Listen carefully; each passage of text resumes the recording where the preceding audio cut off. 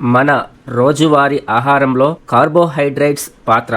మన శరీరానికి కార్బోహైడ్రేట్స్ ఎంతో అవసరం. మనం తీసుకున్న కార్బోహైడ్రేట్ అవసరానికి మించి తీసుకుంటే మిగులు కార్బోహైడ్రేట్ శరీరంలో గ్లైకోజన్ గా మారి లివర్ లో దాచుకుంటుంది. అయితే ఈ కార్బోహైడ్రేట్ ఎక్కువ పళ్ళు, కాయకూరలు, పప్పుధాన్యాలు మరియు గోధుమలు, వరి, స్వీట్స్ కార్బోహైడ్రేట్స్ నిర్వహించే పని బ్లడ్ షుగర్ గా మారి శక్తినిస్తుంది. అంతేకాదు శరీరంలో ప్రోటీన్ తో పాటు కలిపి యాంటీబాడీస్ తయారవుతాయి. ఎముకలు, కార్టిలేజ్ నిర్మాణానికి ఇది ఉపయోగపడుతుంది. ఎముకల మధ్య గ్రీజులాగా పనిచేసే సైనోవియల్ ద్రవ పదార్థం తయారీకి ఈ కార్బోహైడ్రేట్స్ ఎంతో అవసరం ఉంటాయి. అందుకని శరీరానికి అవసరమైన కార్బోహైడ్రేట్స్ తీసుకోవాలి.